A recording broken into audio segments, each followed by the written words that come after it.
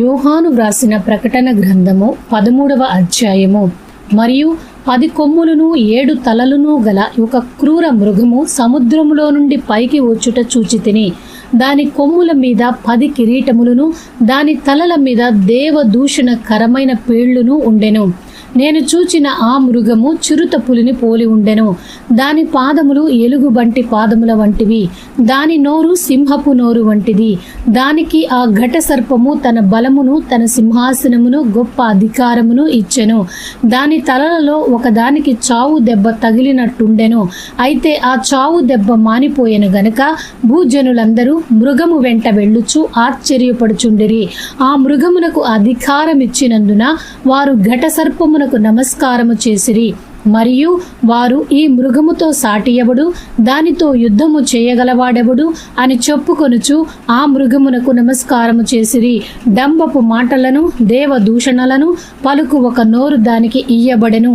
మరియు 42 నెలలు తన కార్యము జరుపనధికారము దానికి ఏర్పాటాయెను. కనుక దేవుని దూషించుటకును, ఆయన నామమును, ఆయన గుడారమును, పరలోక నివాసులను దూషించుటకును అది తన నోరు తెరచెను. మరియు పరిశుద్ధులతో యుద్ధము చేయను, వారిని జయింపను దానికి అధికారం ఇయ్యబడెను.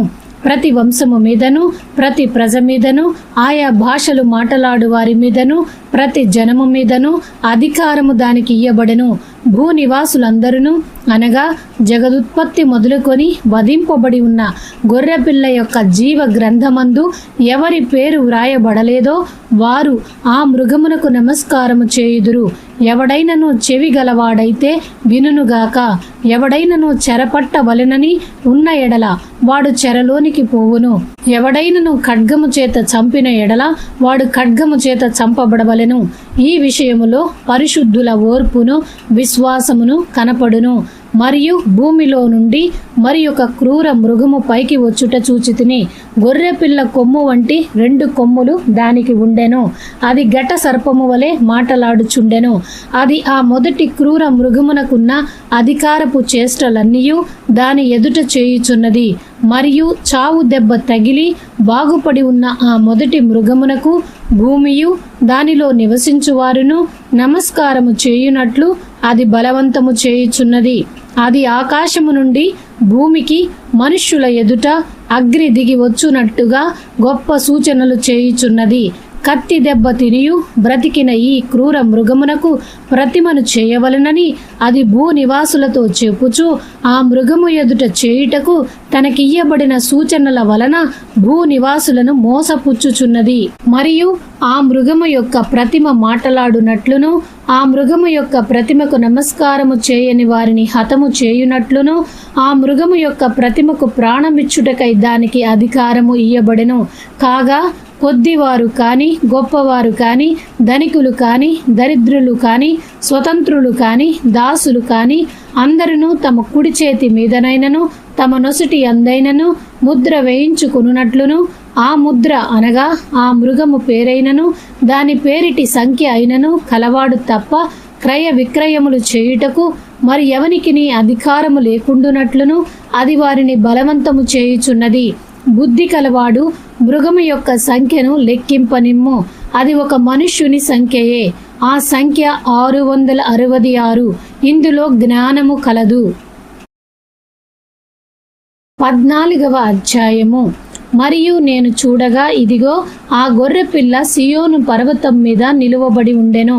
ఆయన నామమును, ఆయన తండ్రి నామమును నొసళ్లయందు లిఖింపబడి ఉన్న 144,000 మంది ఆయనతో కూడా ఉండిరి. మరియు విస్తారమైన జలముల ధ్వనితోనూ గొప్ప ఉరుము ధ్వనితోనూ సమానమైన ఒక శబ్దము పరలోకములో నుండి రాగా వింటిని. నేను వినిన ఆ శబ్దము వీణలు వాయించుచున్న వైణికుల నాదమును పోలినది. వారు సింహాసనము ఎదుటను, ఆ 4 జీవుల ఎదుటను, పెద్దల ఎదుటను ఒక క్రొత్త కీర్తన పాడుచున్నారు. భూలోకములో నుండి కొనబడిన ఆ 144,000 మంది తప్ప మరి ఎవరును ఆ కీర్తన నేర్చుకొనజాలరు. వీరు స్త్రీ సాంగత్యమున అపవిత్రులు కానివారును, స్త్రీ సాంగత్యము ఎరుగని వారునై ఉండి గొర్రెపిల్ల ఎక్కడికి పోవునో అక్కడికెల్లా ఆయనను వెంబడింతురు. వీరు దేవుని కొరకును గొర్రెపిల్ల కొరకును ప్రథమ ఫలముగా ఉండుటకై మనుష్యులలో నుండి కొనబడిన వారు. వీరి నోట ఏ అబద్ధమును కనపడలేదు, వీరు అనింద్యులు. అప్పుడు మరి ఒక దూతను చూచితిని. అతడు భూనివాసులకు అనగా ప్రతి జనమునకును ప్రతి వంశమునకును ఆయా భాషలు మాట్లాడు వారికిని ప్రతి ప్రజకును ప్రకటించునట్లు నిత్య సువార్త తీసుకొని ఆకాశ మధ్యమున ఎగురుచుండెను. అతడు, మీరు దేవునికి భయపడి ఆయనను మహిమపరచుడి, ఆయన తీర్పు తీర్చు గడియ వచ్చెను గనుక ఆకాశమును భూమిని సముద్రమును జలధారలను కలుగజేసిన వానికే నమస్కారము చేయుడి అని గొప్ప స్వరముతో చెప్పెను. వేరొక దూత అనగా రెండవ దూత అతని వెంబడి వచ్చి మోహోద్రేకముతో కూడిన తన వ్యభిచార మద్యమును సమస్త జనములకు త్రాగించిన ఈ మహాబబులోను కూలిపోయెను అని చెప్పెను. మరియు వేరొక దూత అనగా మూడవ దూత వీరి వెంబడి వచ్చి గొప్ప స్వరముతో ఇలాగు చెప్పెను. ఆ క్రూర మృగమునకు గాని దాని ప్రతిమకు గాని ఎవడైనను నమస్కారము చేసి తన నొసటి అందేమి చేతి మీదనేమి ఆ ముద్ర వేయించుకునిన ఎడల ఏమియు కలపబడకుండా దేవుని ఉగ్రత పాత్రలో పోయబడిన దేవుని కోపమను మద్యమును వాడు త్రాగును. పరిశుద్ధ దూతల ఎదుటను గొర్రెపిల్ల ఎదుటను అగ్ని గంధకముల చేత వాడు బాధింపబడును. వారి బాధ సంబంధమైన పొగ యుగ యుగములు లేచును. ఆ క్రూర మృగములకు గాని దాని ప్రతిమకు గాని నమస్కారము చేయువారును దాని పేరు గల ముద్ర ఎవడైనను వేయించుకొనిన ఎడల వాడును రాత్రింబగళ్ళు నెమ్మది లేని వారై ఉందురు. దేవుని ఆజ్ఞలను యేసును గూర్చిన విశ్వాసమును గైకొనుచున్న పరిశుద్ధుల ఓర్పు ఇందులో కనపడును.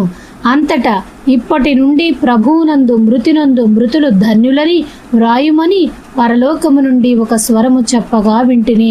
నిజమే, వారు తమ ప్రయాసములు మాని విశ్రాంతి పొందుదురు. వారి క్రియలు వారి వెంట పోవునని ఆత్మ చెప్పుచున్నాడు.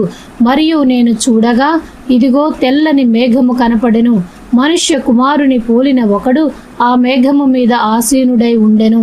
ఆయన శిరస్సు మీద సువర్ణ కిరీటమును చేతిలో వాడిగల కొడవలియు ఉండెను.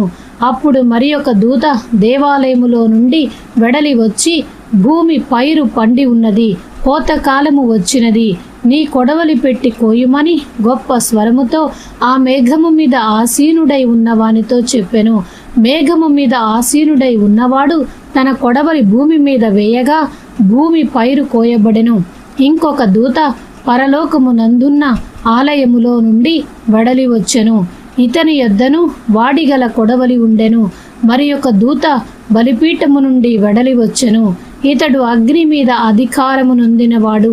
ఇతడు వాడి అయిన కొడవలి కలవానిని గొప్ప స్వరముతో పిలిచి, భూమి మీద ఉన్న ద్రాక్ష పండ్లు పరిపక్వమైనవి, వాడి అయిన నీ కొడవలి పెట్టి దాని గెలలు కోయుమని చెప్పెను. కాగా ఆ దూత తన కొడవలి భూమి మీద వేసి భూమి మీదనున్న ద్రాక్ష పండ్లను కోసి దేవుని కోపమును ద్రాక్షల పెద్ద తొట్టిలో వేసెను.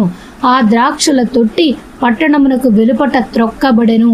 100 కోసుల దూరము గుర్రముల కళ్ళెము మట్టుకు ద్రాక్షల తొట్టిలో నుండి రక్తము ప్రవహించెను.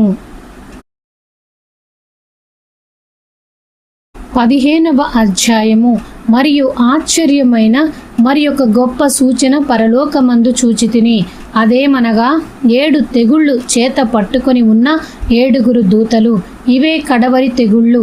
వీటితో దేవుని కోపము సమాప్తమాయెను. మరియు అగ్నితో కలిసి ఉన్న స్ఫటికపు సముద్రము వంటిది ఒకటి నేను చూచితిని. ఆ క్రూర మృగమునకును దాని ప్రతిమకును దాని పేరుగల సంఖ్యకును లోబడక వాటిని జయించిన వారు దేవుని వీణలు గలవారై ఆ స్ఫటికపు సముద్రమునొద్ద నిలిచి ఉండుట చూచితిని. వారు, ప్రభువా, దేవా, సర్వాధికారి, నీ క్రియలు ఘనమైనవి, ఆశ్చర్యమైనవి. యుగములకు రాజా, నీ మార్గములు న్యాయములును సత్యములునై ఉన్నవి. ప్రభువా, నీవు మాత్రము పవిత్రుడవు. నీకు భయపడని వాడెవడు? నీ నామమును మహిమపరచని వాడెవడు? నీ న్యాయ విధులు ప్రత్యక్షపరచబడినవి గనుక జనములందరూ వచ్చి నీ సన్నిధిని నమస్కారము చేసెదరని చెప్పుచు దేవుని దాసుడగు మోషే కీర్తనయు గొర్రెపిల్ల కీర్తనయు పాడుచున్నారు. అటు తరువాత నేను చూడగా సాక్ష్యపు గుడార సంబంధమైన ఆలయము పరలోకమందు తెరవబడెను. 7 తెగుళ్ళు చేత పట్టుకొని ఉన్న ఆ 7 దూతలు నిర్మలమును ప్రకాశమానమునైన రాతిని ధరించుకొని రొమ్ముల మీద బంగారు దట్టీలు కట్టుకొనిన వారై ఆ ఆలయములో నుండి వెలుపలికి వచ్చిరి. అప్పుడు ఆ 4 జీవులలో ఒక జీవి యుగ యుగములు జీవించు దేవుని కోపముతో నిండి ఉన్న 7 బంగారు పాత్రలను ఆ 7 దూతలకిచ్చెను.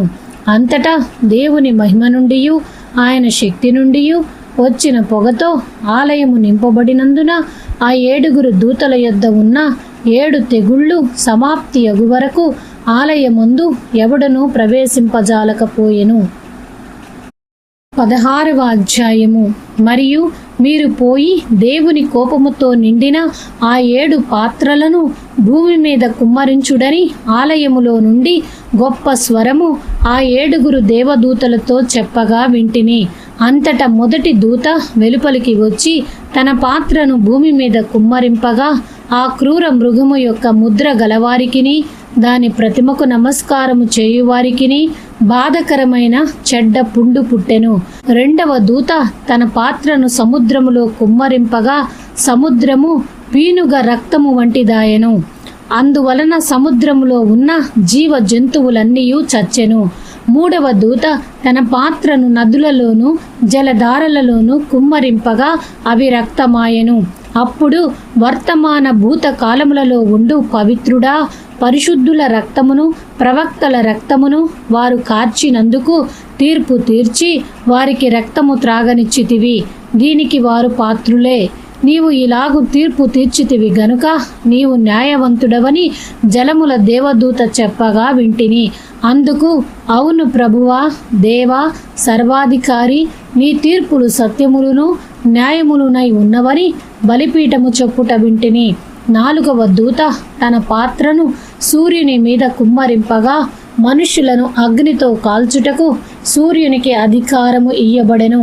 కాగా మనుష్యులు తీవ్రమైన వేడిమితో కాలిపోయి ఈ తెగుళ్ల మీద అధికారము కల దేవుని నామమును దూషించిరి. కాని ఆయనను మహిమపరచునట్లు వారు మారు మనసు పొందిన వారు కారు. 5వ దూత తన పాత్రను ఆ క్రూర మృగము యొక్క సింహాసనము మీద కుమ్మరింపగా దాని రాజ్యము చీకటి కమ్మెను. మనుష్యుడు తమకు కలిగిన వేదనను బట్టి తమ నాలుకలు కరుచుకొనుచుండిరి. తమకు కలిగిన వేదనలను బట్టియు పుండ్లను బట్టియు పరలోకమందున్న దేవుని దూషించిరి గాని తమ క్రియలను మాని మారు మనసు పొందిన వారు కారు. 6వ దూత తన పాత్రను యూఫ్రటీస్ అను మహానది మీద కుమ్మరింపగా తూర్పు నుండి వచ్చు రాజులకు మార్గము సిద్ధపరచబడినట్లు దాని నీళ్లు ఎండిపోయెను. మరియు ఆ ఘటసర్పము నోట నుండియు క్రూర మృగము నోట నుండియు అబద్ధ ప్రవక్త నోట నుండియు కప్పల వంటి 3 అపవిత్రాత్మలు బయలు వెడలగా చూచితిని. అవి సూచనలు చేయునట్టి దయ్యముల ఆత్మలే. అవి సర్వాధికారి అయిన దేవుని మహాదినమున జరుగు యుద్ధమునకు లోకమంతటా ఉన్న రాజులను పోగు చేయవలెనని వారి యొద్దకు బయలువెళ్ళి హెబ్రీ భాషలో హార్ మెగిద్దోనను చోటుకు వారిని పోగు చేసెను. ఇదిగో నేను దొంగ వలె వచ్చుచున్నాను. తాను దిగంబరుడుగా సంచరించుచున్నందున జనులు తన దిశములను చూతురేమో అని మెలకువగా ఉండి తన వస్త్రము కాపాడుకొనువాడు ధన్యుడు. 7వ దూత తన పాత్రను వాయుమండలము మీద కుమ్మరింపగా సమాప్తమైనదని చెప్పుచున్న ఒక గొప్ప స్వరము గర్భాలయములో ఉన్న సింహాసనము నుండి వచ్చెను. అప్పుడు మెరుపులను ధ్వనులను ఉరుములను పుట్టెను. పెద్ద భూకంపమును కలిగెను. మనుష్యులు భూమి మీద పుట్టినది మొదలుకొని అట్టి మహాభూకంపము కలగలేదు. అది అంత గొప్పది. ప్రసిద్ధమైన మహాపట్టణము 3 భాగములాయెను. అన్యజనుల పట్టణములు కూలిపోయెను. తన తీక్షణమైన ఉగ్రతయను మధ్యము గల పాత్రను మహాబబులోనునకు ఇయ్యవలెనని దానిని దేవుని సముఖమందు జ్ఞాపకము చేసిరి. ప్రతి ద్వీపము పారిపోయెను. పర్వతములు కనబడకపోయెను. 5 మణుగుల బరువు గల పెద్ద వడగండ్లు ఆకాశము నుండి మనుష్యుల మీద పడెను. ఆ వడగండ్ల దెబ్బ మిక్కిలి గొప్పదైనందున మనుష్యులు ఆ దెబ్బను బట్టి దేవుని దూషించిరి. 17వ అధ్యాయము. ఆ 7 పాత్రలను పట్టుకొని ఉన్న 7 దేవదూతలలో ఒకడు వచ్చి నాతో మాటలాడుచు ఇలాగు చెప్పెను, నీవిక్కడికి రమ్ము. విస్తార జలముల మీద కూర్చున్న మహావేశ్యకు చేయబడు తీర్పు నీకు కనుపరుచెదను. భూరాజులు ఆమెతో వ్యభిచరించిరి, భూనివాసులు ఆమె వ్యభిచార మద్యములో మత్తులైరి. అప్పుడతడు ఆత్మవశుడనైన నన్ను అరణ్యమునకు కొనిపోగా, దేవదూషణ నామములతో నిండుకొని 7 తలలను 10 కొమ్ములను గల ఎర్రని మృగము మీద కూర్చుండిన ఒక స్త్రీని చూచితిని. ఆ స్త్రీ ధూమ్ర రక్త వర్ణము గల వస్త్రము ధరించుకొని బంగారముతోనూ రత్నములతోనూ ముత్యములతోనూ అలంకరింపబడినదై ఏహ్యమైన కార్యములతోనూ తాను చేయుచున్న వ్యభిచార సంబంధమైన అపవిత్ర కార్యములతోనూ నిండిన ఒక సువర్ణ పాత్రను తన చేత పట్టుకొని ఉండెను.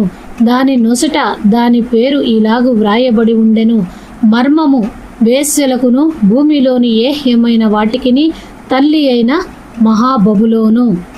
మరియు ఆ స్త్రీ పరిశుద్ధుల రక్తము చేతను యేసు యొక్క హతసాక్షుల రక్తము చేతను మత్తిల్లి ఉండుట చూచితిని. నేను దాన్ని చూచి బహుగా ఆశ్చర్యపడగా ఆ దూత నాతో ఇట్లనెను, నీవేలా ఆశ్చర్యపడితివి? ఈ స్త్రీని గూర్చిన మర్మమును 7 తలలును 10 కొమ్ములను కలిగి దాన్ని మోయిచున్న క్రూర మృగమును గూర్చిన మర్మమును నేను నీకు తెలిపెదను. నీవు చూచిన ఆ మృగము ఉండెను కాని ఇప్పుడు లేదు. అయితే అది అగాధ జలములో నుండి పైకి వచ్చుటకును నాశనమునకు పోవుటకును సిద్ధముగా ఉన్నది.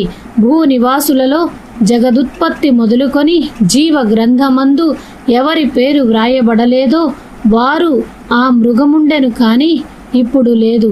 అయితే ముందుకు వచ్చునన్న సంగతి తెలుసుకొని ఆశ్చర్యపడుదురు. ఇందులో జ్ఞానము గల మనస్సు కనపడును.